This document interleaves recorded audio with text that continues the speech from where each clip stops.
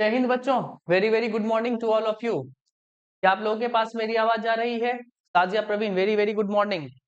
Priyanshu Kumari, Ashish Kumar, very very good morning to all of you. क्या आप लोगों के पास मेरी आवाज जा रही है बच्चे? यस और नो में जवाब देने का काम करिएगा।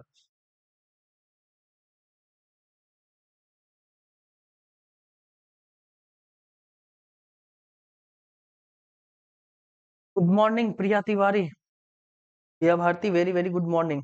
अंशिका शंकर, सबको गुड मॉर्निंग। क्या आप लोगों के पास मेरी आवाज जा रही है बच्चे? चलिए, अगर आप लोगों के पास मेरी आवाज जा रही है तो पिछली क्लासेस में हम लोगों ने क्या पढ़ने का काम किया था? एडवर्ब को पढ़ने का काम किया था, ठीक है। और एडवर्ब में हम लोगों ने उसके डेफिनेशन को जस्टिफाई करने का काम किया था कुछ सेंटेंसेस के जरिए। और फिर हम लोगों ने शायद दो टाइप्स के एडवर्ब के बारे में भी पढ़ा है, ठीक है। पहला हम लोगों ने शायद पढ़ा था एडवर्ब ऑफ टाइम के बारे में, और दूसरा हम लोगों ने पढ़ा था एडवर्ब ऑफ प्लेस के बारे में, ठीक। एडवर्ब ऑफ टाइम कि अगर जानकारी हम लेना चाहें तो एडवर्ब ऑफ टाइम को पहचानने के लिए, आइडेंटिफाई करने के लिए हमें कौन से क्वेश्चन वर्ड की जरूरत पड़ी थी? तो व्हेन की जरूरत पड़ी थी, ठीक है। व्हेन से जो आंसर देता हुआ हमें नजर आया था वो हमें क्या बता रहा था? एडवर्ब ऑफ टाइम की कहानी के बारे में बता रहा था। और फिर जब हम लोगों ने देखा एडवर्ब ऑफ प्लेस को, तो एडवर्ब ऑफ प्लेस की कहानी को बताने के लिए हम लोगों ने वेयर का चुनाव किया। जो भी वर्ड हमें वेयर का आंसर देता हुआ नजर आया वो हमारा क्या हो गया? कायदे से एडवर्ब ऑफ प्लेस हो गया, ठीक है। फिर हम लोगों ने ये भी जानकारी ली कि कुछ ग्रुप ऑफ वर्ड्स मिलकर भी, ठीक है, कुछ ग्रुप ऑफ वर्ड्स मिलकर भी हमें एडवर्ब के बारे में जानकारी देते हैं। तो इस तरीके की जानकारी को हम लोगों ने एडवर्बियल फ्रेज के नाम से पढ़ा, ठीक है। इस नाम से पढ़ा बच्चे, एडवर्बियल फ्रेज के नाम से पढ़ा। और उसके बाद अगर कोई एडवर्बियल फ्रेज हमें टाइम के बारे में बताता है तो वो एडवर्बियल फ्रेज ऑफ टाइम हो जाता है। प्लेस के बारे में बताता है तो एडवर्बियल फ्रेज ऑफ प्लेस हो जाता है। ये नॉर्मल सी कहानी हम लोगों ने कल की क्लास में पढ़ने का काम किया था। अब आज की कहानी हम लोग एक नए सिरे से लेकर चलेंगे और एक अगले एडवर्ब के टाइप पर चलेंगे। और इस एडवर्ब के टाइप का नाम है एडवर्ब ऑफ मैनर। क्या नाम है बच्चे? तो हम बोलेंगे इसका नाम है, तीसरे एडवर्ब की कहानी हम लोग पढ़ रहे हैं और इस तीसरे एडवर्ब का नाम क्या है? तो हम बोलेंगे एडवर्ब ऑफ मैनर, ठीक है। अगर हम इस मैनर की बात करें तो मैनर का मतलब क्या होता है? मैनर का मतलब होता है कि आपके काम करने का तरीका कैसा था, ठीक है। आपके काम करने के तरीके के बारे में जानकारी यहां से पूछी जाती है। मतलब कि मैनर का मतलब क्या होता है कि आपके काम करने का तरीका कैसा था। तो अगर हम एडवर्ब ऑफ मैनर को पहचानना चाहें, एडवर्ब ऑफ मैनर को आइडेंटिफाई करना चाहें किसी सेंटेंस में, तो हम किस क्वेश्चन वर्ड की सहायता लेंगे? तो हमें हाउ से क्वेश्चन करना पड़ेगा। किस चीज से क्वेश्चन करना पड़ेगा बच्चे? तो हम बोलेंगे हमें हाउ से क्वेश्चन करना पड़ेगा। जो भी हमें हाउ का आंसर देता हुआ नजर आएगा, जो भी हमें हाउ का आंसर देता हुआ नजर आएगा वो हमारा कायदे से क्या हो जाएगा? एडवर्ब ऑफ मैनर हो जाएगा। क्या हो जाएगा? एडवर्ब ऑफ मैनर हो जाएगा, ठीक है। अब ऐसे कौन से वर्ड्स हो सकते हैं जो एडवर्ब ऑफ मैनर की तरीके से काम कर सकते हैं? तो हम बोल सकते हैं फास्ट, हम बोल सकते हैं स्लोली, हम बोल सकते हैं वेल, हम बोल सकते हैं क्विकली, ठीक है।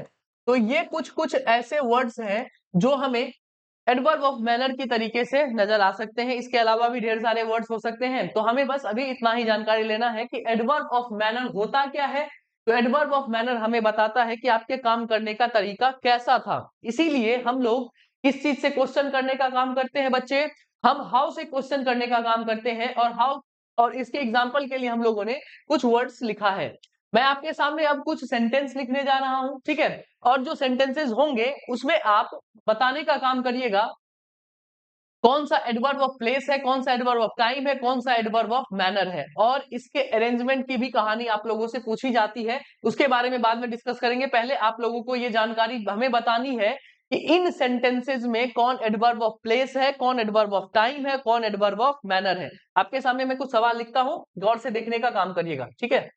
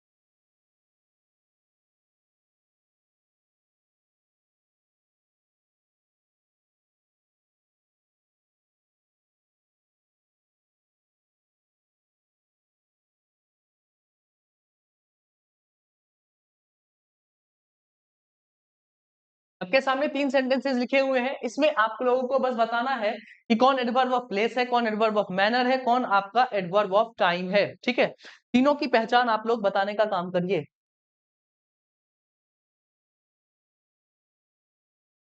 आप लोगों को इन सेंटेंसेस में पहचानना है कि कौन एडवर्ब ऑफ प्लेस है, कौन एडवर्ब ऑफ टाइम है, कौन एडवर्ब ऑफ मैनर है, बस ये पहचानना है।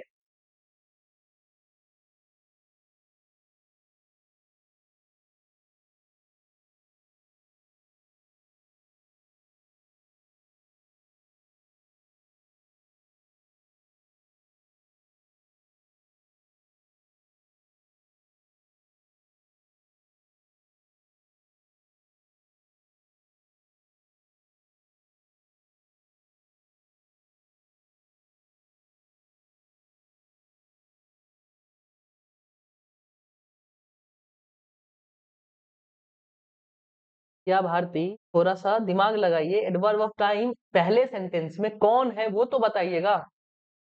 चलिए मैं थोड़ा आप लोगों के लिए आसान बनाता हूं। देखिए लिखा हुआ है पहले सेंटेंस में, Rohini quickly solve the questions yesterday in the quiz. ठीक है, अगर मैं यहां पर देखूं तो यहां पर लिखा हुआ Rohini solve the question, Rohini solve the questions, ये हमारा क्या है, एक बेसिक सेंटेंस है। ये क्या है, हमारा बेसिक सेंटेंस है। ठीक है, कोई दिक्कत की बात नहीं है। रोहिणी सॉल्व द क्वेश्चंस हमारा क्या है बच्चे, तो हम बोलेंगे ये हमारा बेसिक सा सेंटेंस है। ठीक है, अब हमें यहां पर दिखाई दे रहा है क्विकली, क्या है हमारा क्विकली, क्विकली क्या चीज का आंसर दे रहा है, हाउ का आंसर दे रहा है। कैसे उसने सॉल्व किया, तो क्विकली, उसने कैसे सॉल्व किया, तो बहुत ही तेजी से सॉल्व किया। तो हाउ का आंसर जो भी देता है वो कायदे से क्या होता है, एडवर्ब ऑफ मैनर होता है। क्या होता है, एडवर्ब ऑफ मैनर होता है। तो ये कायदे से हमें एडवर्ब ऑफ मैनर मिला। ठीक है, क्विकली हमारा क्या है, एडवर्ब ऑफ मैनर है। ठीक है, उसके बाद अगर हम लोग जाएं तो ये कहानी जो यस्टरडे यहाँ पर लिखी हुई है वो हमें वेन का आंसर दे रहा है। किसका आंसर दे रहा है, वेन का आंसर दे रहा है। और जो भी वेन का आंसर देता है कायदे से एडवर्ब ऑफ टाइम होता है। और यहाँ पर जो भी कहानी लिखी हुई है इन द क्विज, ये किसके बारे में बता रहा है, तो ये हमें वेयर का आंसर दे रहा है। किसका आंसर दे रहा है बच्चे, वेयर का आंसर दे रहा है। और जो भी वेयर का आंसर देता है कायदे से एडवर्ब ऑफ प्लेस होता है। ठीक है, तो यहां पर हमारा क्विकली हुआ, जो हाउ का आंसर दे रहा है एडवर्ब ऑफ मैनर हुआ। यस्टरडे जो व्हेन का आंसर दे रहा है वो टाइम, एडवर्ब ऑफ टाइम हुआ। और उसके बाद इन द क्विज जो है वो हमें वेयर का आंसर दे रहा है, ये एडवर्ब ऑफ प्लेस हुआ। अब हमें इन सब के अरेंजमेंट की कहानी पूछ ली जाती है। हम लोगों से इन सब के अरेंजमेंट की कहानी पूछ ली जाती है। किसकी कहानी पूछ ली जाती है, अरेंजमेंट की कहानी पूछ ली जाती है। मतलब कि सबसे पहले हम किसका जिक्र करेंगे, एक बेसिक सेंटेंस के बाद हम सबसे पहले किसका जिक्र करेंगे और सबसे लास्ट में किसका जिक्र करना चाहेंगे, इसकी कहानी हमसे पूछ ली जाती है। तो अगर हमें अरेंजमेंट में, अगर हमें अरेंजमेंट में इसका अरेंजमेंट करना है, अगर किसी सेंटेंस में इसका अरेंजमेंट करना है, तो सबसे पहले लिखे हुए सेंटेंस में हम क्या लिखने का काम करेंगे, सबसे पहले बच्चे हम लोग एडवर्ब ऑफ मैनर लिखने का काम करेंगे। क्या लिखेंगे, एडवर्ब ऑफ मैनर, उसके बाद एडवर्ब ऑफ प्लेस, और उसके बाद एडवर्ब ऑफ टाइम को चिपकाने का काम करेंगे। मतलब कि हम एमपीटी को लेकर चलेंगे। सबसे पहले मैनर लिखेंगे, फिर उसके बाद प्लेस लिखेंगे, फिर उसके बाद हम लोग टाइम लिखने का काम करेंगे। ठीक है, तो हमारा जो यहाँ पर सही अरेंजमेंट होगा वो क्या होगा, रोहिणी सॉल्व द क्वेश्चंस। ये तो हमारा बेसिक सेंटेंस है। अब इस सेंटेंस के तुरंत बाद हमें क्या चाहिए होगा, मैनर चाहिए होगा। तो पहले नंबर पर हम किसे लिखने का काम करेंगे, क्विकली को लिखने का काम करेंगे। ठीक है, फिर सेकेंड नंबर पर हम किसे लिखने का काम करेंगे, प्लेस को लिखने का काम करेंगे। और थर्ड नंबर पर हम किसे लिखने का काम करेंगे, इस टाइम बताने वाले शब्द को लिखने का काम करेंगे। तो आपका जो अरेंजमेंट होगा वो कैसे होगा, तो हम बोलेंगे Rohini solve the questions quickly in the quiz yesterday. Is that clear, पहली कहानी आप लोगों की क्लियर है। अगर पहली कहानी बच्चे आप लोगों की क्लियर है तो सेकेंड कहानी को आप लोग बनाइए। मैं बस आप लोगों को बता देता हूं कि यहाँ पर कौन मैनर है, कौन टाइम है और कौन प्लेस है। ठीक है, अब मैं यहाँ पर अगर आऊं तो लिखा हुआ है he will slowly speak the truth tomorrow there. ठीक है, तो अगर मैं यहाँ पर देखूं कि हमारा बेसिक सेंटेंस क्या है, तो हम बोलेंगे ही विल स्पीक द ट्रूथ। ये क्या है, हमारा एक बेसिक सेंटेंस है। ठीक है, ये हमारा बेसिक सेंटेंस है। अब ये रहा हमारा स्लोली। स्लोली हमारा क्या है? ये हमारा एडवर्ब ऑफ मैनर है। ये हमारा क्या है बच्चे? एडवर्ब ऑफ मैनर है। ये जो हमारा टुमारो है ये एडवर्ब ऑफ टाइम है। और ये जो हमारा देयर है वो एडवर्ब ऑफ प्लेस है। बस आप लोग इसका अरेंजमेंट करके हमें बता दीजिए। इसका आप लोग अरेंजमेंट करके हमें बता दीजिए।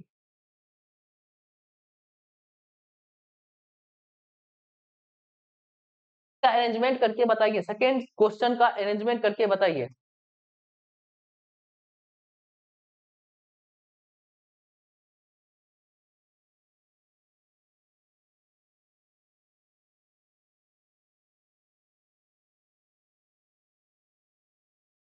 एमपीटी के हिसाब से चिपकाइए ना जी। सबसे पहले नंबर पर क्या आएगा? मैनर आएगा। मतलब कि ही विल स्पीक ट्रूथ के बाद, स्पीक द ट्रूथ के बाद हम लोग सबसे पहला जिक्र किसका लेकर चलेंगे? स्लोली का लेकर चलेंगे। उसके बाद सेकंड नंबर पर इसके तुरंत बाद हमें क्या लिखना है? देयर को लिखना है। और सबसे लास्ट में हमें क्या लिखना है? टुमारो को लिखना है। क्या लिखना है? He will slowly speak the truth. He will slowly speak. अरे प्रियांशु कुमारी, सबसे पहले हमें बेसिक सेंटेंस को लिखना है। He will speak the truth, then slowly, then there और देन टुमारो। समझ में आई बात? बीच में स्लोली काहे घुसा दी हो? हमने स्लोली के पास क्या बेसिक सेंटेंस का साइन लगाया है? हमने तो बस आपको ये बोला कि ही विल स्पीक द ट्रूथ, ये है हमारा क्या चीज? Basic sentence. इस बेसिक सेंटेंस के बाद ही तो आप अरेंज करने का काम करिएगा मैनर को। उसके बाद ही तो आप लिखिएगा प्लेस को। और सबसे लास्ट में क्या लिखने का काम करिएगा? ही will speak the truth. Slowly गायब कर दी, बहुत बढ़िया।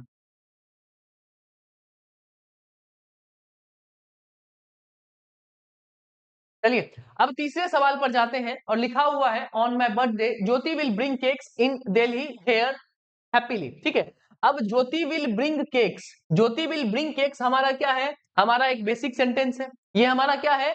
बेसिक सेंटेंस है। ठीक। अब लिखा हुआ है ऑन माई बर्थडे। ठीक है। ऑन माई बर्थडे हमारा क्या चीज का है? तो ऑन माई बर्थडे हमारा टाइम बताने वाला चीज है। क्या है बताओ बउआ? ये हमारा टाइम बताने वाला चीज है। ऑन माई बर्थडे कब लेकर आई? तो मेरे बर्थडे पर लेकर आई। ठीक है।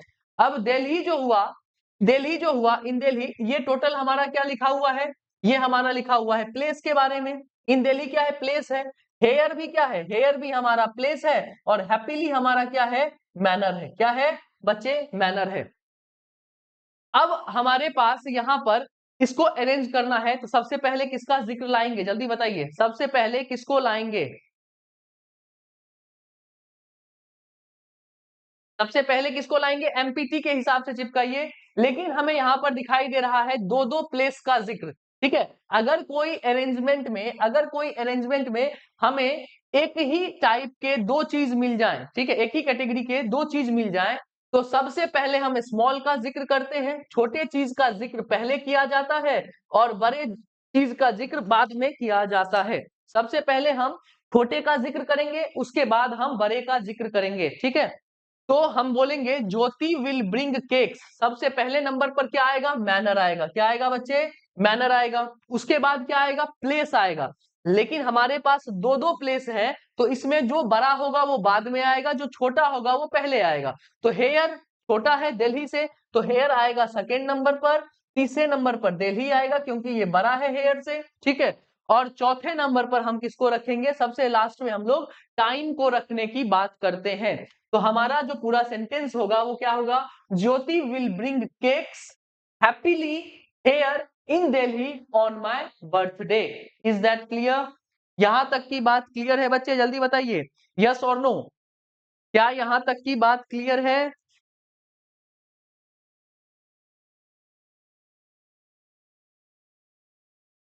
आप लोगों से adverb of time, adverb of place और एडवर्ब ऑफ मैनर का अरेंजमेंट पूछा जाता है। ठीक है। Cakes happily here in Delhi on my birthday, बहुत बढ़िया। हाँ, इसी तरीके से आप लोगों को क्या करना है? अरेंज। अरेंज करने के लिए बस ये कहानी याद रखिएगा, एमपीटी। सबसे पहले मैनर, फिर प्लेस, फिर टाइम। सबसे पहले मैनर, फिर प्लेस, फिर टाइम। कोई दिक्कत, कोई परेशानी यहां तक? चलिए, यहां तक कोई दिक्कत, कोई परेशानी नहीं है तो मैं आपके सामने और तीन सवाल लिखता हूं, उसे भी आप लोग इसी तरीके से बनाने का काम करिए। ठीक है।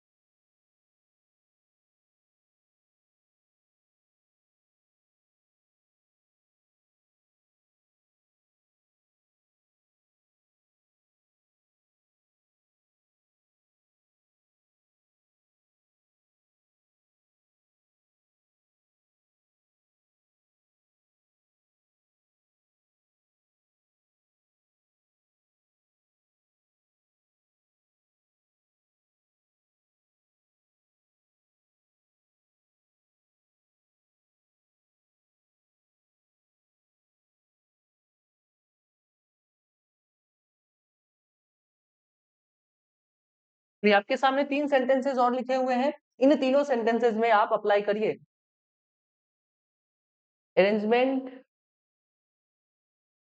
अप्लाई करिए, ठीक है। अरेंजमेंट के ऊपर आपका क्वेश्चन है, इसको अरेंज करने का काम करिए जल्दी। 2 मिनट का समय आपके पास, जल्दी जल्दी इसको अरेंज करिए।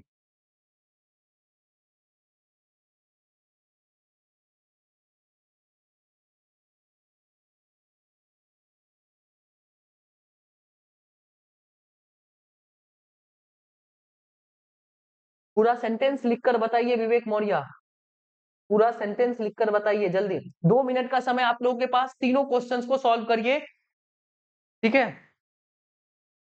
दूसरे और तीसरे नंबर के क्वेश्चंस को थोड़ा सा ध्यान से सॉल्व करिएगा, क्योंकि यहाँ पर भी एक लॉजिक छिपा हुआ है।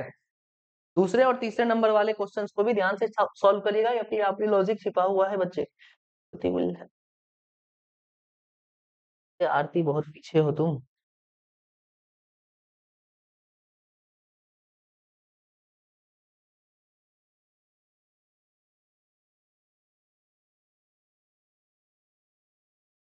ये बच्चे, अगर मैं पहले सेंटेंस के ऊपर आऊं तो पहले सेंटेंस में लिखा हुआ है कि Ronnie has cancelled so far the tickets quickly to Nainital. तो अगर मैं इसमें बेसिक सेंटेंस पर जाऊं तो लिखा हुआ है रोनी हैज कैंसल्ड द टिकट्स। ये क्या है बच्चे? रोनी हैज कैंसल्ड द टिकट्स, ये हमारा है एक बेसिक सेंटेंस। ये हमारा क्या है बच्चे? Basic sentence. अब ये जो हमारा लिखा हुआ सो फार है, ये जो हमारा लिखा हुआ सो फार है, ये हमें टाइम के बारे में बता रहा है। क्विकली जो है बच्चे, वो हमें मैनर के बारे में बता रहा है। और टू नैनीताल जो है, ये हमें प्लेस के बारे में बता रहा है। अब यहाँ पर एमपीटी चिपका देना है। सबसे पहले नंबर पर हमारा मैनर आता है, दूसरे नंबर पर हमारा प्लेस आता है, और तीसरे नंबर पर हमारा टाइम आता है। तो हमारा जो यहाँ पर करेक्ट सेंटेंस बनेगा वो क्या बनेगा? Ronnie has cancelled the tickets quickly to Nainital so far. यहां तक की बात क्लियर है बच्चे? यहां तक की बात क्लियर है? चलिए, यहां तक की बात बच्चे अगर क्लियर है, तो अब दूसरे सेंटेंस पर हमारे पास लिखा हुआ है Shivani went happily to her husband's house yesterday. देखिए, अब हमें इस तरीके के सेंटेंस में क्या लिखा हुआ मिल रहा है? हमें लिखा हुआ मिल रहा है वर्ब्स ऑफ, इसको क्या कहते हैं हम लोग बच्चे? Verbs of movement. क्या कहते हैं इसको? कहा जाता है वर्ब्स ऑफ मूवमेंट। हमें देखने के लिए मिल रहा है, यहाँ पर हमें क्या देखने के लिए मिल रहा है? मूवमेंट देखने के लिए मिल रहा है। मतलब कि किसी के आने की या किसी के जाने की बात कही गई है। किसी के आने या किसी के जाने की बात अगर किसी सेंटेंस में होगी, किसी के आने या किसी के जाने की बात अगर किसी सेंटेंस में होगी, तो थोड़ा सा हम लोग चेंजिंग लाएंगे। जब आने और जाने की बात हो रही है, जब आने और जाने की बात हो रही है, तो सबसे पहले हमें प्लेस का जिक्र करना पड़ेगा, उसके बाद हमें मैनर का जिक्र करना पड़ेगा, और उसके बाद हमें किसका जिक्र करना पड़ेगा? टाइम का जिक्र करना पड़ेगा। Is that clear?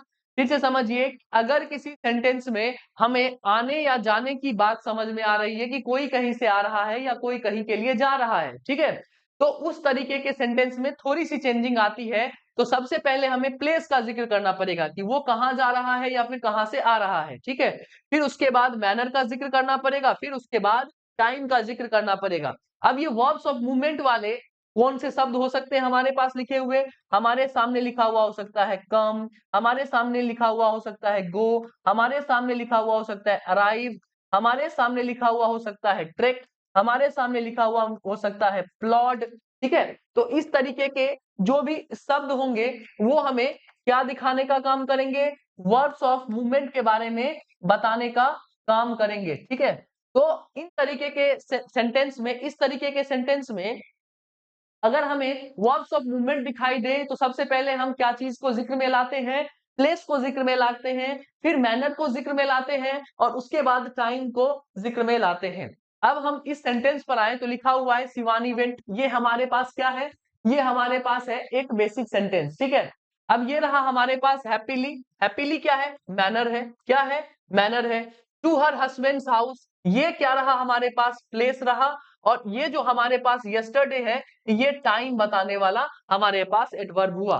तो जब भी हमें यहाँ पर दिखाई दिया वेंट, मतलब कि यहाँ पर जाने की बात कही गई है, तो वर्ब्स ऑफ मूवमेंट हमें दिखाई दे रहा है। वर्ब्स ऑफ मूवमेंट में हम सबसे पहले प्लेस का जिक्र लाते हैं, फिर उसके बाद मैनर का जिक्र लाते हैं, और लास्ट में हम लोग टाइम का जिक्र लाते हैं। यहां तक बात क्लियर है बच्चे?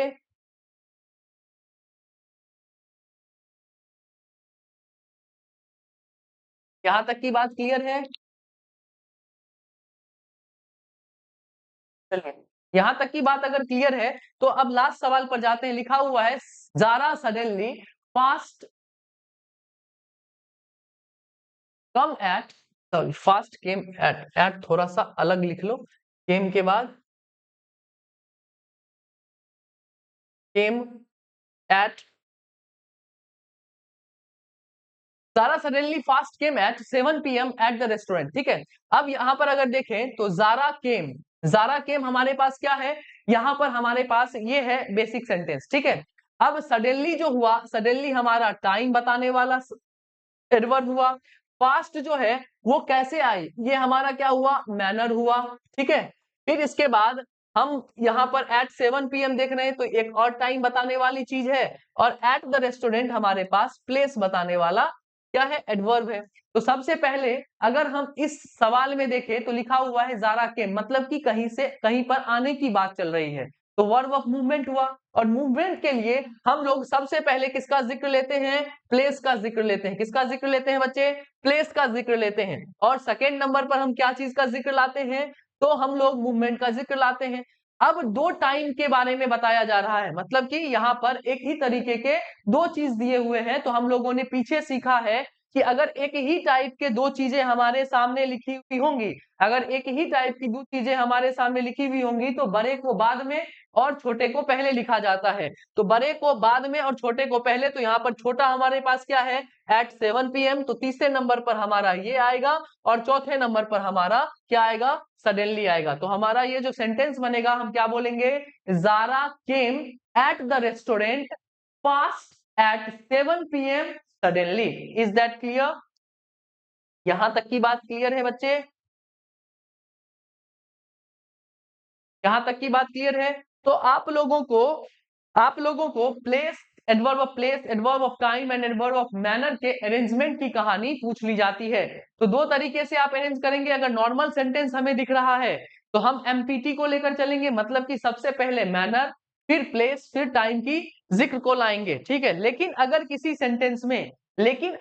सेंटेंस में हमें वर्ब्स ऑफ मूवमेंट देखने के लिए मिलता है, वर्ब्स ऑफ मूवमेंट देखने के लिए मिलता है, मतलब कि इन सब वर्ब्स के साथ हमें सेंटेंस देखने के लिए मिलता है, तो हम लोग क्या चीज को लेकर चलते हैं बच्चे, पीएमटी को लेकर चलते हैं, मतलब कि प्लेस, फिर उसके बाद मैनर, फिर उसके बाद टाइम को लेकर चलते हैं। यहां तक की बात क्लियर है? तो अब हम लोग अगली कहानी पर जाते हैं, जिसका नाम है एडवर्ब ऑफ फ्रीक्वेंसी। इसका नाम क्या है, इसका नाम है adverb of frequency, adverb of frequency. ठीक है, एडवर्ब ऑफ फ्रीक्वेंसी। अगर मैं आपसे पूछूं कि फ्रीक्वेंसी का मतलब क्या होता है, तो क्या बताने का काम करिएगा, फ्रीक्वेंसी का मतलब क्या होता है? फ्रीक्वेंसी का मतलब बच्चे क्या होता है, बताने का काम करिएगा कि फ्रीक्वेंसी का मतलब क्या होता है। फ्रीक्वेंसी का मतलब क्या होता है बच्चे? तो आप बोलने का काम करिए कि फ्रीक्वेंसी का मतलब होता है कि आपने किसी काम को कितनी बार किया। ठीक है, आपने किसी काम को कितनी बार किया, वो हमारा क्या होता है, फ्रीक्वेंसी होता है। तो कितनी बार किया, तो इसका मतलब ये है कि अगर हमें इसके बारे में जानकारी चाहिए किसी सेंटेंस में, तो हम किस चीज से क्वेश्चन करेंगे बच्चे, हाउ ऑफेन से क्वेश्चन करना चाहेंगे। किससे क्वेश्चन करना चाहेंगे, हाउ ऑफेन से। जो भी हमारा आंसर देगा वो हमारा क्या बन जाएगा बच्चे, एडवर्ब ऑफ फ्रीक्वेंसी बन जाएगा। क्या बन जाएगा, एडवर्ब ऑफ फ्रीक्वेंसी बन जाएगा। ठीक है, अगर मैं इस तरीके के वर्ड्स की बात करूं तो मैं आपके सामने इसका चर्चा ले सकता हूं। हम बोल सकते हैं स्लोली, तो उसमें हो जाएगा ना बच्चे। हमारा अगर एडवर्ब ऑफ फ्रीक्वेंसी की बात करें तो हम एडवर्ब ऑफ फ्रीक्वेंसी में क्या कह सकते हैं, हम किस तरीके से काम करते हैं। ठीक है, ऑलवेज बोल सकते हैं, यूजुअली बोल सकते हैं, उसके बाद हम बोल सकते हैं फ्रीक्वेंटली बोल सकते हैं। ठीक है, तो इस तरीके के जो भी वर्ड्स हमारे सामने आएंगे वो हाउ ऑफन का आंसर देते हुए नजर आएंगे, तो क्या बन जाएगा बच्चे, हमारा बन जाएगा ये चीज एडवर्ब ऑफ फ्रीक्वेंसी, ठीक है। ऑलवेज हो गया, यूजुअली हो गया, फ्रीक्वेंटली हो गया, ऑफन हो गया, ठीक है। उसके बाद नेवर हो गया, कुछ कुछ निगेटिव वर्ड्स भी आते हैं, सेल्डम हो गया। तो ये कुछ ऐसे वर्ड्स हैं जो हमें एडवर्ब ऑफ फ्रीक्वेंसी की तरीके से नजर आएंगे। सबसे पहले एडवर्ब ऑफ फ्रीक्वेंसी के बारे में समझिए, ये होता क्या है। तो एडवर्ब ऑफ फ्रीक्वेंसी एक ऐसा एडवर्ब है जिसमें हमने काम कितना किया, ठीक है, उसके बारे में बताया जाता है। तो इसके लिए हम क्वेश्चन करते हैं हाउ ऑफन के साथ। आपके सामने दो सेंटेंस लिख रहा हूं, इस सेंटेंस में आप पहचाने क्या क्या करेक्शन हो सकता है उसके बारे में बताने का काम करिएगा, ठीक है। Always has paid the bill.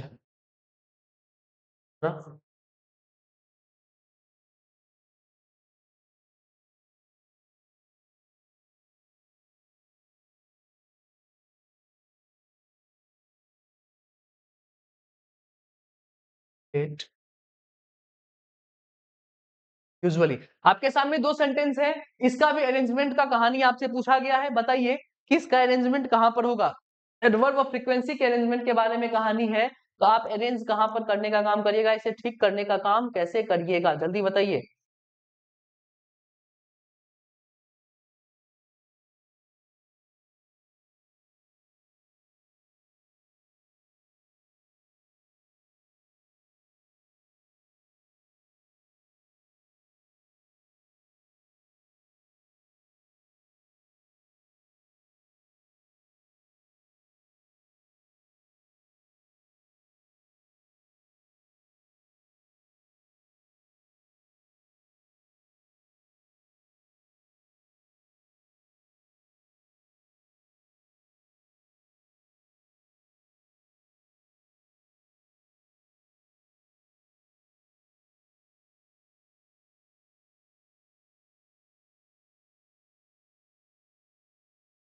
आपके पास एक ही एडवर्ब लिखा हुआ है, एक दो नंबर आप क्या कर रहे हैं, देखिए लिखा हुआ है always Tarun has paid the bill. आपसे एडवर्ब ऑफ फ्रीक्वेंसी के अरेंजमेंट के बारे में अगर पूछे, अगर आपको एडवर्ब मतलब कि फ्रीक्वेंसी बताने वाले शब्दों के बारे में पूछे, तो जो भी फ्रीक्वेंसी बताने वाले शब्द होते हैं, जो भी फ्रीक्वेंसी बताने वाले शब्द होते हैं, जो भी फ्रीक्वेंसी बताने वाले शब्द होते हैं, इसे हम हर हमेशा वर्ब से मतलब कि मेन वर्ब से ठीक पहले यूज करते हैं, ठीक है।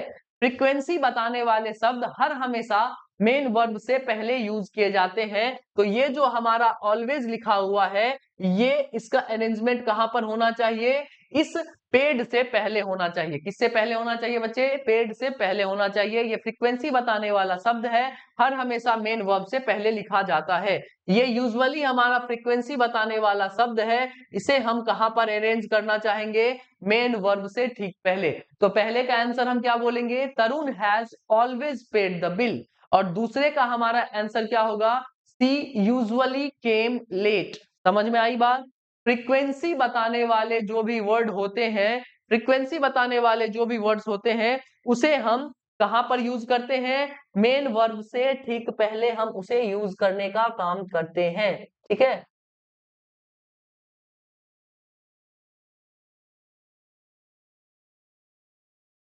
चलिए, यहां तक की बात क्लियर है बच्चे, यहां तक की बात क्लियर है, जल्दी बताइए।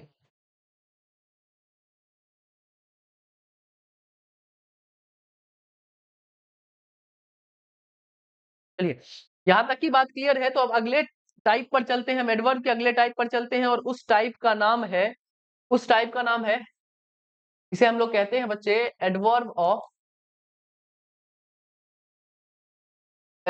ऑफ डिग्री बोल सकते हैं, एडवर्ब ऑफ एक्सटेंट बोल सकते हैं, या तो हम एडवर्ब ऑफ क्वांटिटी बोल सकते हैं, ठीक है। ये रहा हमारे पास एक अगला एडवर्ब, जिसमें हम लोग डिग्री या बोले, एक्सटेंट बोले या क्वांटिटी, मतलब कि कितनी मात्रा है, ठीक है, मात्रा के बारे में जानकारी हम लोगों को जो एडवर्ब देगा, उसे हम लोग बोलते हैं एडवर्ब ऑफ क्वांटिटी। क्या कहते हैं बच्चे, एडवर्ब ऑफ क्वांटिटी हम लोग उसे कहते हैं, ठीक है। अगर हम इसकी बात करें, तो अगर मैं आपसे बोलूं कि कोई पूछता है ना कि आप हमसे कितना प्यार करते हो, तो हम उस प्यार कितना करते हैं तो उसके बारे में हम लोग क्या कहते हैं, कितने का जवाब देते हैं, बोलते हैं बहुत ज्यादा। ठीक है, तो अगर हम क्वांटिटी का सवाल पूछते हैं तो हम पूछते हैं कि आप हमसे कितना प्यार करते हैं, मतलब कि जो भी हमें हाउ मच का आंसर देता हुआ नजर आएगा, जो भी हमें हाउ मच का आंसर देता हुआ नजर आएगा, वो हमारा क्या हो जाएगा, एडवर्ब ऑफ क्वांटिटी, या हम उसे एडवर्ब ऑफ डिग्री, या तो हम उसे एडवर्ब ऑफ एक्सटेंट कह सकते हैं। इस तरीके के वर्ड्स को हम लोग लास्ट मतलब कि अलग से लेकर चलेंगे। वेरी, मच, इनफ, ये सारे ऐसे वर्ड्स हैं जो किस तरीके से यूज होते हैं, एडवर्ब ऑफ क्वांटिटी की तरीके से यूज होते हैं। तो इन सारे वर्ड्स का जिक्र हम लोग अलग से करेंगे। अभी बस इतना समझिए कि एडवर्ब ऑफ डिग्री या एक्सटेंट या क्वांटिटी उन सब वर्ड्स को कहते हैं जिसमें हम किसी चीज की मात्रा बताने का काम करते हैं। अगर किसी सेंटेंस में हमें हाउ मच का आंसर देता हुआ कोई भी वर्ड नजर आए, वो हमारा क्या हो जाएगा, एडवर्ब ऑफ क्वांटिटी हो जाएगा। क्या हो जाएगा बच्चे, एडवर्ब ऑफ क्वांटिटी हो जाएगा। अगर मैं आपके सामने एक इसका एग्जांपल लिखना चाहूं तो मैं आपको लिख दूं इसका एग्जांपल कि he is very loyal to his wife. तो यहाँ पर जो ये वेरी यूज किया गया है बच्चे, ये जो वेरी यूज किया गया है वो क्या है, हमारा एडवर्ब ऑफ क्वांटिटी है, क्योंकि ये इस लॉयल को क्या कर रहा है, क्वालिफाई कर रहा है। ये रहा हमारा प्रोनाउन, और इसी के लिए यहाँ पर एडजेक्टिव लॉयल का यूज किया गया है, और इस एडजेक्टिव को जो क्वालिफाई करेगा वो हमारा क्या होगा, एडवर्ब होगा। क्योंकि यहाँ पर हमारा हाउ मच का आंसर देता हुआ नजर आ रहा है वेरी, तो ये हमारा क्या हो जाएगा, एडवर्ब ऑफ क्वांटिटी हो जाएगा। क्या हो जाएगा, एडवर्ब ऑफ क्वांटिटी हो जाएगा। इन सारे वर्ड्स को हम लोग अलग से लेकर चलेंगे। अब आगे की कहानी पर हम लोग चलते हैं, एक नए एडवर्ब की ओर चलते हैं, और इस नए एडवर्ब का नाम है एडवर्ब ऑफ अफर्मेशन। का नाम क्या है, एडवर्ब ऑफ अफर्मेशन। इसका नाम है बच्चे एडवर्ब ऑफ अफर्मेशन। ठीक है, एडवर्ब ऑफ अफर्मेशन की अगर हम बात करें तो अफर्मेशन का मतलब होता है कि जिस कहानी में अगर कोई सवाल पूछे, अगर कोई सवाल पूछे और उसका आंसर हम हाँ में देते हैं, किसमें देते हैं, हाँ में देते हैं, तो वो हमारा क्या हो जाता है, एडवर्ब ऑफ अफर्मेशन। क्या होता है बच्चे, एडवर्ब ऑफ अफर्मेशन होता है। ठीक है, अगर कोई पूछे, अगर कोई वैसे मान के चलो कोई किसी से पूछे कि क्या तुम मेरे से प्यार करती हो, क्या तुम मेरे से प्यार करती हो, तो उसका जवाब आता है यस। ठीक है, यस आता है, कभी कभी या आ जाता है, उसके बाद आता है ऑफ कोर्स। ठीक है, उसके बाद व्हाई नॉट, उसके बाद आ सकता है हमारा श्योर से आंसर। तो इस तरीके के जो भी वर्ड्स होते हैं जो हाँ में जवाब देने का काम करते हैं, वो कहां पर आता है, वो एडवर्ब ऑफ अफर्मेशन की कहानी बताता है। वो किसकी कहानी बताता है बच्चे, वो एडवर्ब ऑफ अफर्मेशन की कहानी बताता है। ठीक है, इसके उल्टे एक और इसका भाई आता है जिसका नाम है एडवर्ब ऑफ, जिसका नाम है एडवर्ब ऑफ निगेशन। क्या नाम है, एडवर्ब ऑफ निगेशन। मतलब कि एडवर्ब ऑफ जो अफर्मेशन था वो हाँ में जवाब दे रहा था, लेकिन ये जो एडवर्ब ऑफ निगेशन होगा वो किस में जवाब देगा, वो जवाब देगा हमारा ना में। ठीक है, वो किस में जवाब देगा, वो ना में जवाब देगा। और ना में जवाब देने वाले ढेर सारे कुछ वर्ड्स हो सकते हैं, जैसे हम बोल सकते हैं नो में आंसर दे सकते हैं, उसके बाद ने बोल सकते हैं, उसके बाद नॉट बोल सकते हैं। तो ये जितने भी वर्ड्स हैं, ये जितने भी वर्ड्स हैं, ये किस में आते हैं, एडवर्ब ऑफ निगेशन में आते हैं। ये किस में आते हैं, एडवर्ब ऑफ निगेशन में आते हैं। ठीक है, तो एडवर्ब ऑफ अफर्मेशन क्या हुआ, ऐसी कहानी जिसमें हम हाँ में जवाब देना चाहते हैं। ठीक है, और एडवर्ब ऑफ निगेशन क्या हुआ, जिसमें हम लोग ना में जवाब देने का कोशिश करते हैं। तो ये रहा हमारा दो और अलग टाइप का एडवर्ब। ठीक है, इसके आगे की कहानी जाते हैं तो एक और नए एडवर्ब के बारे में हमें पढ़ना होता है, एक नए एडवर्ब के बारे में हमें पढ़ना होता है जिसका नाम है इंटरोगेटिव एडवर्ब्स। ठीक है, क्या नाम है, इंटेरोगेटिव एडवर्ब। ठीक है, इंटरोगेटिव एडवर्ब का मतलब क्या होता है, ऐसे एडवर्ब्स जिससे हम क्या कर सके, क्वेश्चन पूछ सके। क्या पूछ सके बच्चे, क्वेश्चन पूछ सके। ठीक है, तो हमने क्वेश्चन पूछने का काम किया, क्या सब चीज से क्वेश्चन पूछने का काम किया था, हाउ से क्वेश्चन पूछा था, व्हेन से क्वेश्चन पूछा था, वेयर से क्वेश्चन पूछा था, उसके बाद हाउ ऑफन से क्वेश्चन पूछा था, और इन सारे का आंसर हमें कुछ ना कुछ एडवर्ब्स ही दे रहे थे। हाउ का आंसर हमें कौन दे रहा था, मैनर दे रहा था, ठीक है। और व्हेन का आंसर हमें टाइम दे रहा था, वेयर का आंसर हमें क्या दे रहा था, प्लेस दे रहा था, और हाउ ऑफन का हमें जो भी आंसर दे रहा था वो फ्रीक्वेंसी दे रहा था। तो हम इन्हीं से तो क्वेश्चन कर रहे थे। जब इनसे आंसर देने वाले एडवर्ब हो सकते हैं तो जो हम जिससे हम क्वेश्चन किए हैं वो हमारा क्या होगा, एडवर्ब होगा। अगर मैं आपके सामने एग्जांपल लूं, तो मैं अगर आपसे पूछूं कि when will the when will train start, ठीक है। अगर मैं आपसे बोलूं व्हेन विल ट्रेन स्टार्ट, ठीक है, तो आप मुझे आंसर देने का काम किए कि ट्रेन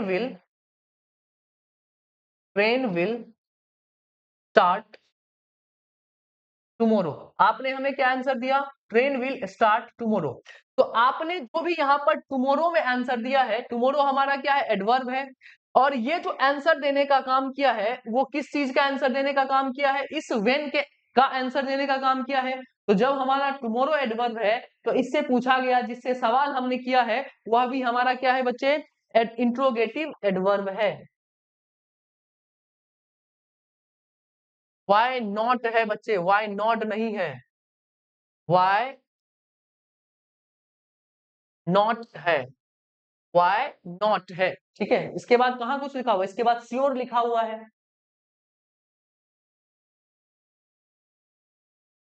तो ये रहे हमारे छोटे छोटे 3 एडवर्ब्स, जिसमें हम लोगों ने देखा एडवर्ब ऑफ अफर्मेशन को, एडवर्ब ऑफ निगेशन को, और इंट्रोगेटिव एडवर्ब को हम लोगों ने देखा। एडवर्ब ऑफ अफर्मेशन में हम लोगों ने ये सीखा कि ऐसी कहानी जिसमें हम हाँ में जवाब देते हैं। एडवर्ब ऑफ निगेशन में हम लोगों ने सीखा कि ऐसी कहानी जिसमें हम ना में जवाब देते हैं। और इंट्रोगेटिव एडवर्ब में हम लोगों ने सीखा ऐसे एडवर्ब जिससे हम क्वेश्चन करने का काम करते हैं। क्या करने का काम करते हैं, क्वेश्चन करने का काम करते हैं। इसके आगे की कहानी पर अगर हम लोग जाएं तो हमें एक और नए एडवर्ब के बारे में पढ़ना होता है, जिसे हम लोग कहते हैं एडवर्ब ऑफ कंपैरिजन। क्या कहते हैं, adverb of comparison. Adverb of comparison कहने का मतलब क्या है कि हम क्या चीज करेंगे, कंपेयर करेंगे, तुलना करने का काम करेंगे। क्या करने का काम करेंगे, तुलना करने का काम करेंगे। अगर मैं आपके सामने कुछ एग्जांपल लिखूं, तो मैं बोल सकता हूं कि Rohit is more active than Sushma. मैंने क्या लिखा, Rohit is more active than Sushma, ठीक है। Rohit is more active than Sushma, ठीक। तो अगर मैं इस सेंटेंस में पहचानने का काम करूं कि ये रहा हमारा रोहित, जो हमारा रोहित है वो कायदे से क्या है, नाउन है। और इसी नाउन के बारे में इसकी क्वालिटी बताई गई है कि रोहित कैसा है, तो हम बोलेंगे ये एक्टिव है। तो ये एक्टिव क्या है बच्चे, एडजेक्टिव है। और एडजेक्टिव से पहले जो भी चीज आती है वो हमारे अपने आप में क्या होती है, एडवर्ब होती है। क्या होती है बच्चे, एडवर्ब होती है। क्योंकि यह कंपेयर करने के काम में आया है, किसी चीज के को कंपैरिजन में लाया गया है इस चीज को, तो ये क्या हुआ, एडवर्ब ऑफ कंपैरिजन। और आप लोगों को इस देन की कहानी हमें पता है कि ये कायदे से क्या होता है, कंजंक्शन होता है। ये कहानी हम लोगों ने डिग्रीज ऑफ कंपैरिजन में पढ़ा है, ये कहानी हम लोगों ने डिग्रीज ऑफ कंपैरिजन में पढ़ा है। दूसरा, अगर मैं आपके सामने एग्जांपल लूं कि Hari is as smart as Hari is as smart as Naitik is, ठीक है। Hari is as smart as Naitik is. तो आपको यहाँ पर पहचान में आ जाना चाहिए कि हरी के लिए यहाँ पर स्मार्ट का यूज किया गया है। तो कायदे से ये हमारा एडजेक्टिव हुआ। और एडजेक्टिव से ठीक पहले जो भी कहानी लिखी हुई होती है वो एडवर्ब होती है। क्या होती है बच्चे, एडवर्ब होती है। यहाँ पर इस एज का यूज कंपैरिजन के लिए किया गया है, तो हमें यहाँ पर पता है कि ये हमारा एडवर्ब ऑफ कंपैरिजन है। और आगे जो लिखा हुआ हमारे पास एज है वो इस सेंटेंस को जोड़ने का काम कर रहा है। तो ये हमारा क्या हो गया, कंजंक्शन हो गया, जो आगे लिखे हुए सेंटेंस को जोड़ने का काम करता है, ठीक है। तो ये थी हमारी एडवर्ब्स की कहानी, एडवर्ब्स के कुछ टाइप की कहानी। यहाँ पर आप लोगों को टाइप के बारे में समझ में आया कि कौन सा टाइप किस तरीके से काम करता हुआ हमें नजर आता है। ठीक है, कौन सा टाइप हमें किस तरीके से काम करता हुआ नजर आया है। सारे टाइप समझ में आए तो यस बोलिए, अगर कहीं पर भी कोई दिक्कत आ रहा हो तो नो बोलिए। जल्दी बताइए, क्या यहाँ तक की बात क्लियर है? तो आगे बढ़ेंगे, जल्दी बताइएगा सारे बच्चे, जल्दी जल्दी बताने का काम करिए। यहाँ तक की बात समझ में आई या नहीं आई?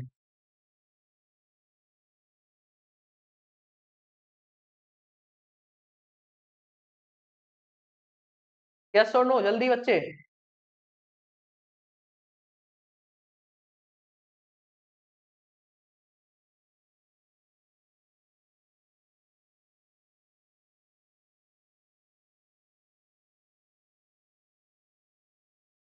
बढ़िया, किसी को कोई डाउट नहीं है? तो अब हमें इसके एक अलग लेवल पर लेकर जाना है इसे।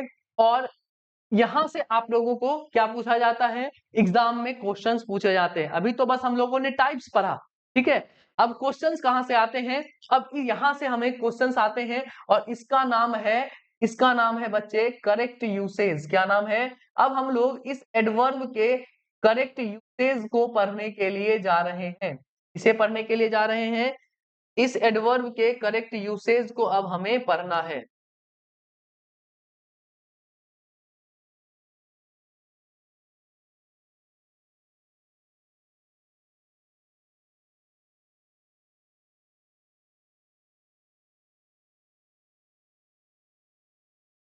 और इस करेक्ट यूसेज में हम पहली जानकारी, इस करेक्ट यूसेज में बच्चे हम पहली जानकारी एक बेहतरीन से वर्ड के साथ लेकर चलेंगे, जिसका नाम है ओनली। इसका नाम क्या है? इस ओनली को हम सबसे पहले जिक्र में लेकर चलना चाहेंगे।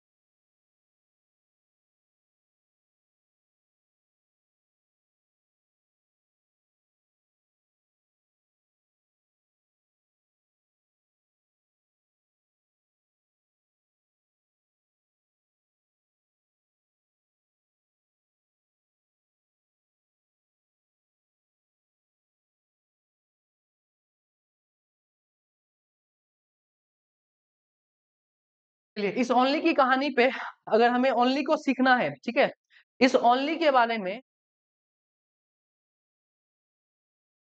इस ओनली के बारे में अगर हमें सीखना है बच्चे, तो मैं आपके सामने कुछ सेंटेंस बता रहा हूं। इस सेंटेंस को आप पढ़िए और फर्क को बताने का काम करिएगा कि इन तीन सेंटेंसेस में क्या फर्क है। ठीक है, बस फर्क के ऊपर ध्यान दीजिएगा, इन तीन सेंटेंसेस में क्या फर्क है उसे बताने का काम करिएगा। ठीक है,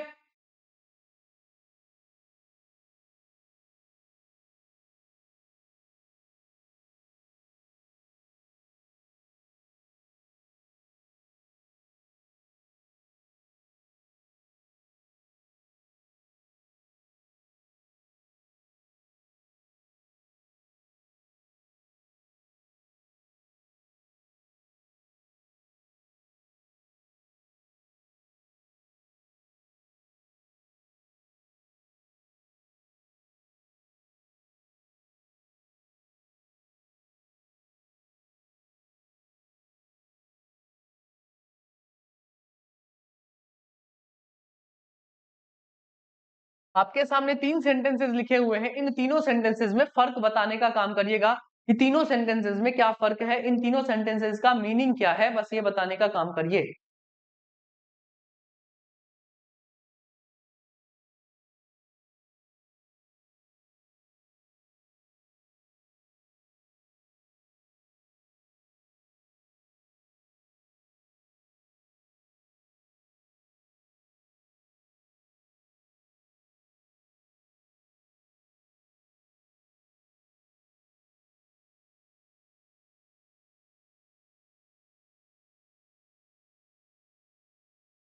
इन तीनों सेंटेंसेस में क्या फर्क है बच्चे, इसको बताने का काम करिएगा।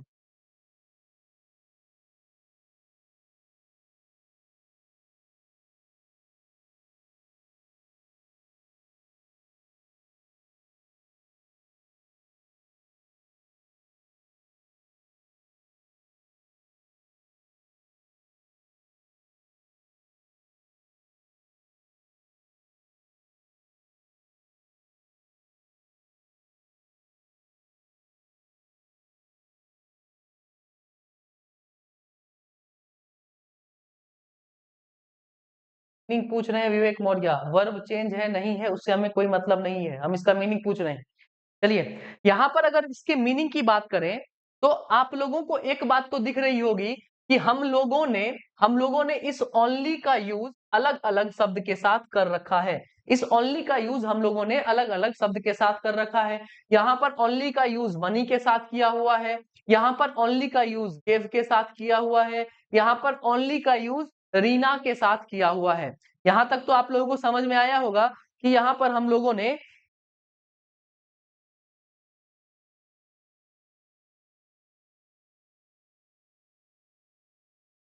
यहाँ पर इन तीनों सेंटेंसेस में आप लोगों को इतना फर्क तो समझ में आया होगा कि हमने क्या किया कि इस ओनली का जो यूज है तीनों सेंटेंस में अलग अलग तरीके से किया है। एक बार मैंने मनी के साथ किया, एक सेंटेंस में हमने गेव के साथ किया, एक सेंटेंस में हमने रीना के साथ किया।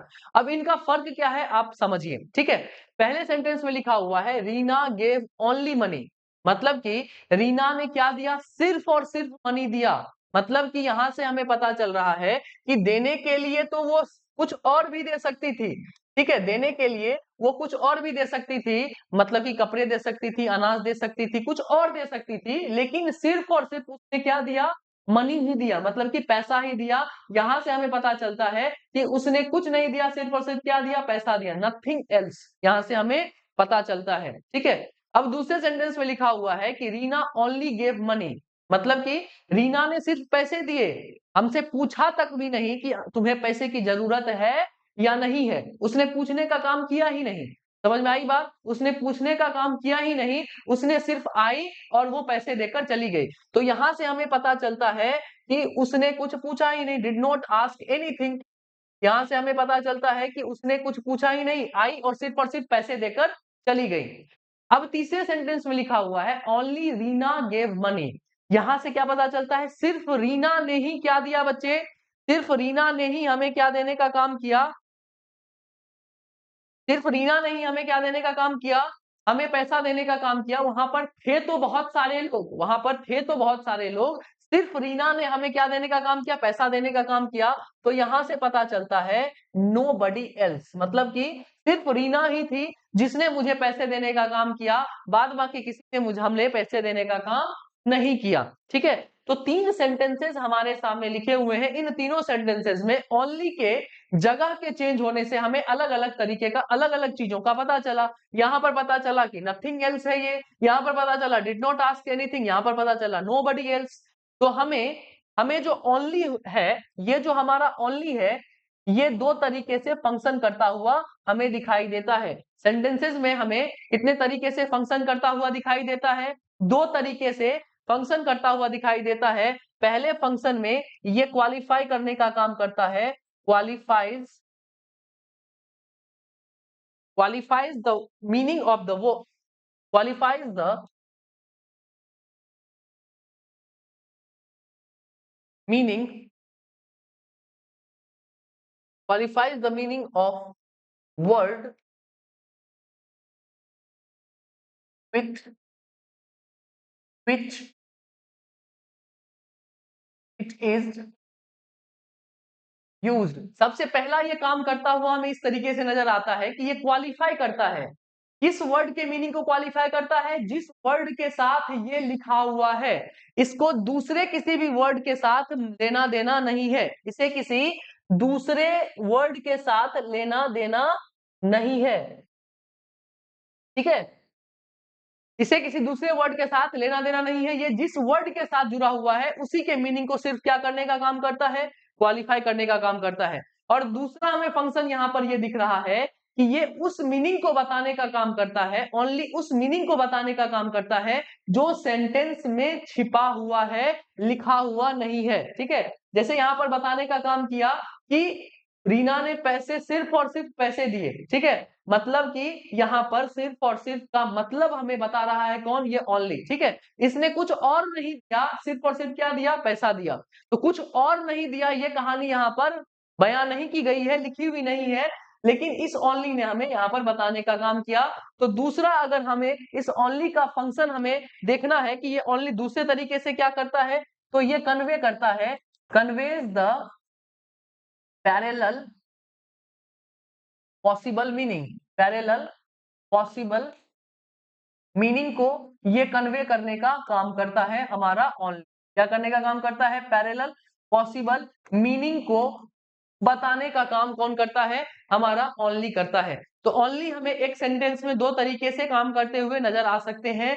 पहला ये काम करता हुआ नजर आता है कि ये उसी वर्ड को क्वालिफाई करेगा जिस वर्ड के साथ हमने इसे यूज किया है। ठीक है, बाद बाकी इसे दूसरे किसी वर्ड से मतलब नहीं है। ठीक, उसके बाद हम इसे दूसरे तरीके से भी हम यूज होता हुआ देखते हैं कि ये हमारे सेंटेंस में छिपे हुए पैरेलल मीनिंग को बताने का काम करता है। ठीक है, ये हमारे सेंटेंस में किसको बताने का काम करता है, पैरेलल मीनिंग को बताने का काम करता है। मतलब कि इस सेंटेंस में लिखा हुआ जो था वो, मतलब जो सेंस ये दे रहा था उस सेंस को बताने का काम कौन करता है, हमारा ओनली करता है। क्या करता है बच्चे, ओनली करता है। तो ओनली के दो फंक्शंस, पहला फंक्शन हमारे सेंटेंस में जिस वर्ड के साथ ये लिखा हुआ होगा उसी वर्ड के बारे में ये बताने का काम करेगा। जिस वर्ड के साथ ओनली लिखा हुआ होगा उसी वर्ड के बारे में कौन बताने का काम करेगा, ओनली बताने का काम करेगा। और दूसरा चीज, हमें उस सेंटेंस के बारे में जो कहानी नहीं लिखी हुई होती है उसका जो पॉसिबल मीनिंग हो सकता है वो बताने का काम करता है। जैसे यहाँ पे लिखा हुआ है रीना गेव ओनली मनी, तो इस ओनली मनी के साथ जो पूरा सेंटेंस लिखा हुआ है वो किस चीज के बारे में हमें बता रहा है, वो बताने का काम किसके कारण संभव हुआ, ओनली के कारण। रीना ओनली गेव मनी, तो यहाँ पर ये ओनली जैसे ही गेव के साथ आया तो इस पूरे सेंटेंस का मीनिंग चेंज हो गया। और जैसे ये ओनली इस रीना के साथ आया तो यहाँ पर क्या हो गया, इस सेंटेंस का पूरा मीनिंग चेंज हो गया। तो ये कहानी थी हमारी किसकी, ये कहानी थी हमारी ओनली की। और आपसे किस तरीके के क्वेश्चन पूछे जाते हैं इस ओनली को लेकर, ओनली का अरेंजमेंट पूछा जाता है। बस आपको ये ध्यान में रखना है कि सेंटेंस में ओनली किसके साथ जुड़ा हुआ होना चाहिए। ठीक है, जिसके वर्ड मतलब कि जिस चीज को ये क्वालिफाई करता हुआ नजर आएगा हम उसी के साथ ओनली को रखेंगे। इधर उधर कहीं पर भी ओनली को नहीं रखना है। ठीक है, इधर उधर ओनली को कहीं पर भी नहीं रखना है। ठीक है, मैं आपके सामने एक दो सवाल लिखता हूं तो आप बनाने का काम करिएगा। लिखा हुआ है, आप बस ओनली का अरेंजमेंट सही जगह पर करिएगा। ठीक है, he only eats when he is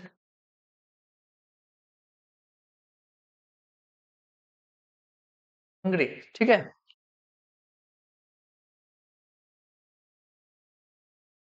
क्या है, he is only news, he only knew the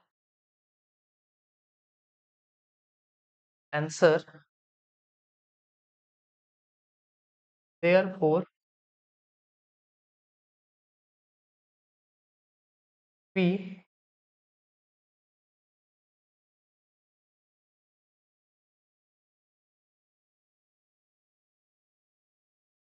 appreciated him।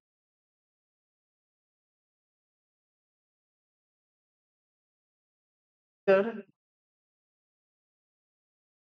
Samim,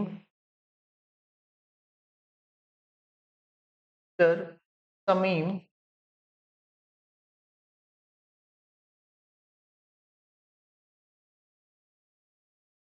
the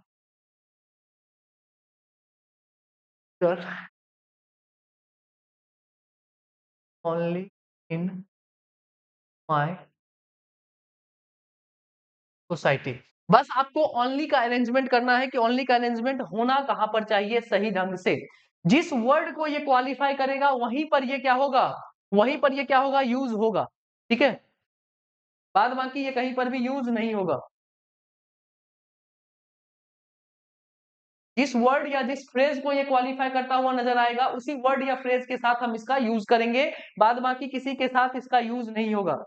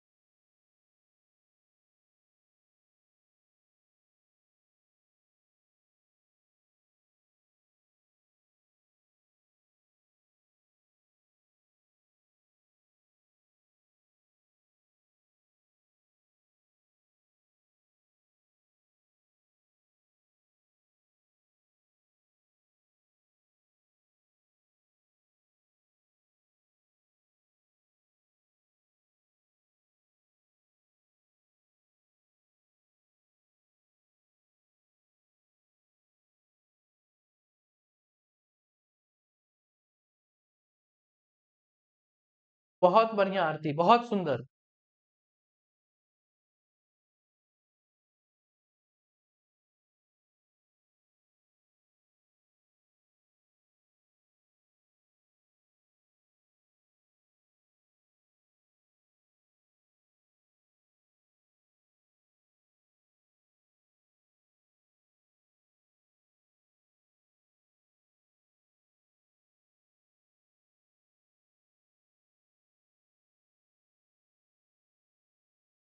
अगर मैं आपसे पूछूं कि आप खाना कब खाते हो, या फिर कोई खाना कब खाता है बताइए।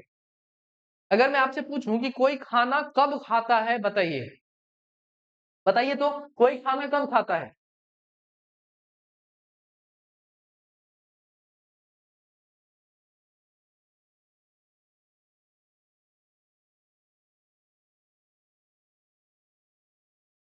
कोई खाना कब खाता है बच्चे, तो आप लोग बताइएगा। आप लोग को पता है कि कोई खाना तभी खाता है जब उसे भूख लगी हुई होगी। ठीक है, जब किसी को भूख लगती है तब वो क्या करता है बच्चे, खाना खाने का काम करता है।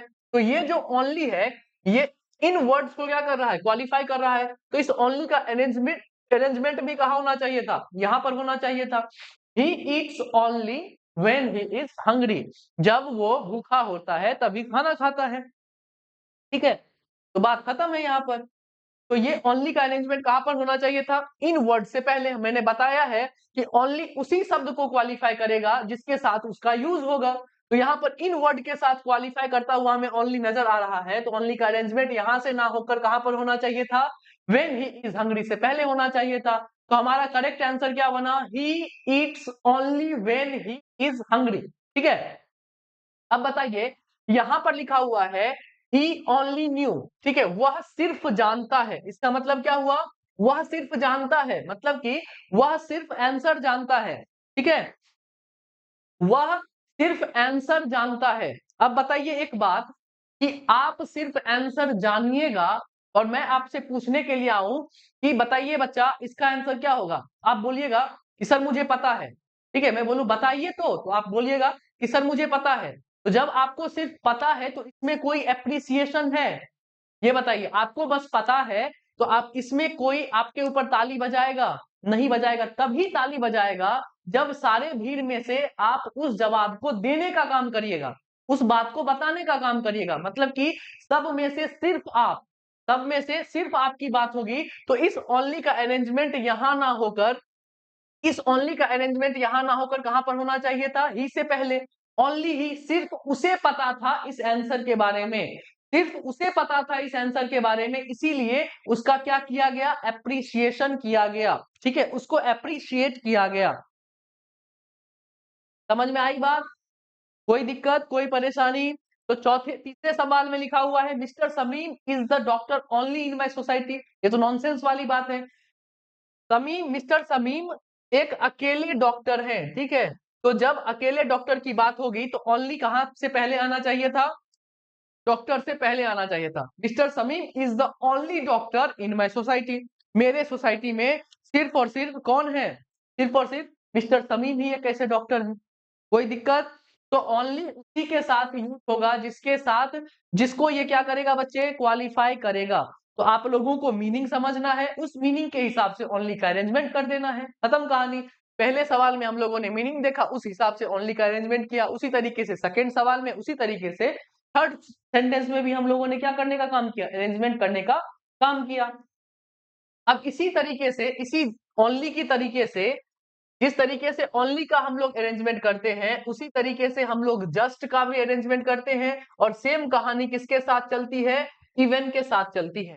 ओनली के ही तरीके से फंक्शन कौन करता है, जस्ट भी करता है। ओनली के तरीके से ही फंक्शन करता हुआ हमें कौन नजर आता है, इवन भी नजर आता है। समझने के लिए मैं आपके सामने 3 सवाल लिखता हूं, इन तीनों सवालों को बढ़िया तरीके से बनाने का काम करिए। जिस तरीके से ओनली है उसी तरीके से जस्ट और इवन भी है, ठीक है।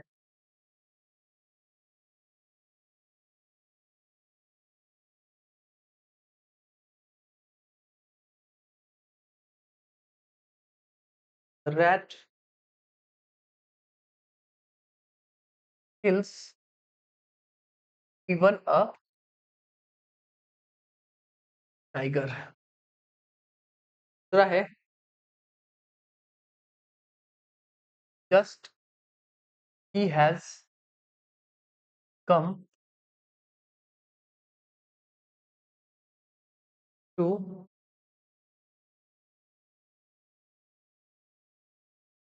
बस।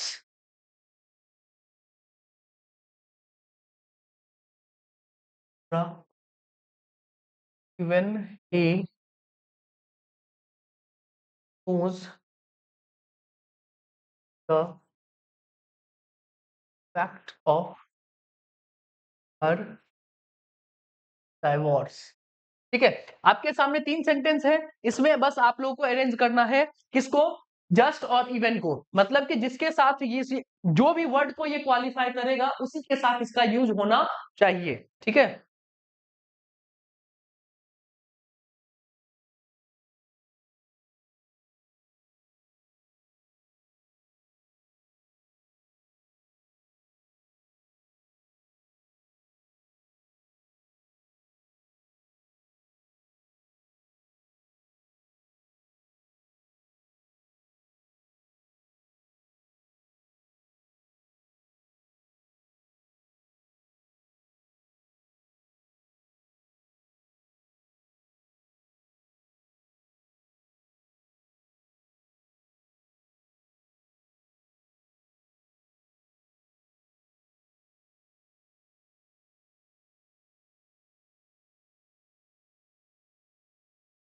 ये बच्चे लिखा हुआ है the rat kills even a tiger, नहीं, यहाँ पर जो इवन है इसका अरेंजमेंट कहां पर होना चाहिए, शुरुआत में होना चाहिए। Even the rat kills a tiger, यहां तक कि और तो और चूहा भी किसे मार डालता है, टाइगर को मार डालता है। इसका मतलब ये हुआ जस्ट ही हैज कम, यहां पर आने की बात कही गई है, तो ही हैज जस्ट कम। हमें जस्ट का अरेंजमेंट कहां पर करना होगा, कम से पहले। कहां से करना होगा, कम से पहले। इवन ही नोज, यहां तक, यहां वह भी और तो और वह भी जानता है, तो यहां पर इवन के साथ ही का यूज बिल्कुल सही है। तीसरे सेंटेंस में हमें कोई भी गलती नहीं दिखाई दे रही है। बहुत सुंदर, बहुत खूबसूरत। यहां तक की कहानी सबकी क्लियर है, यस और नो? यहां तक की कहानी सबकी क्लियर है, बताइए बच्चे।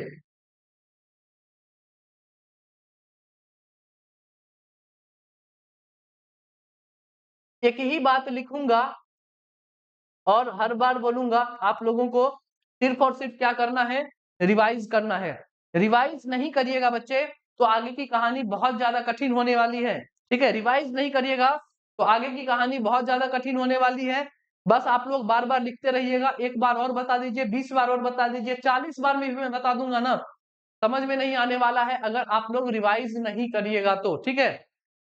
जब तक रिवाइज नहीं तब तक समझ में नहीं आना है, ठीक है। तो हर एक चीज को रिवीजन करते रहना है। चलिए, अगर यहां तक की बात आप लोगों की क्लियर है तो आज की कहानी यहीं तक मैं रोकूंगा। अगली कहानी हम लोग नेक्स्ट क्लास में लेकर चलेंगे। बहुत बहुत धन्यवाद, बहुत बहुत आभार बच्चे। जय हिंद।